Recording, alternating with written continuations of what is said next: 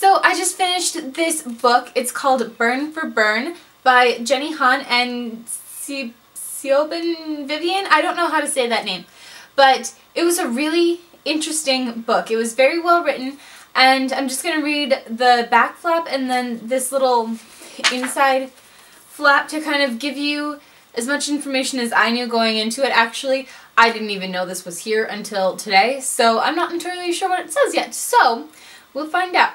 But first I'm going to read the back flap, since that's all I really went off of when I purchased this and kind of thought, you know, this looks like an interesting book to read. So it says, "No one can ever know what we're up to. What we do together lives and dies with us. Then I clear my throat because this is the most important part. And if we're really going to do this, no one can bail halfway through. If you're in, you need to be in until the very end, until we all get what we want. If not, well, consider yourself fair game." So that's all I went on. It piqued my interest quite a bit, and I thought it'd be interesting, and it was. So let's read this inside flap. It says, "Big girls don't cry, they get even." Postcard perfect, Jar Island is the kind of place where nobody locks their doors at night, where parents can sleep easy, knowing their daughters are tucked away safe and sound in their beds. But bad things can happen, even to good girls, and sometimes the only way to make things right is to do something wrong. Lilia used to trust boys, but not anymore. Not after what happened this summer.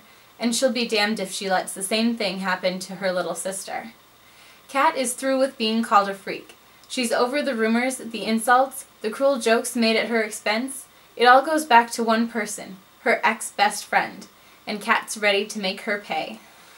4 years ago, Mary left Jar Island because of a boy, but she's not the same girl anymore. Now that she's back, he's going to be in trouble, because she's coming after him. 3 very different girls who want the same thing, sweet, sweet revenge, and they won't stop until they've each had a taste. So, if you guys have seen John Tucker Must Die, it is so much like that. It's, these 3 girls get together, and they each want to take a different person down. So, the one that was, the first one mentioned, Lilia, she's kind of over here. You can't really see her, but she's the popular one of the 3 girls. And then there's Kat over here, kind of just on the outskirts as well. And she's more of a rebel. Like, she smokes and does things that I wouldn't necessarily agree with, but, you know, she's her own person. And then there's Mary. And Mary is the one that she moved away for a while, and then she came back. And she's got a really interesting story. I was interested in her right from the get-go, and yeah, she is really interesting. I don't want to give any spoilers necessarily out, because if you want to read this, I definitely recommend it. It was really well written.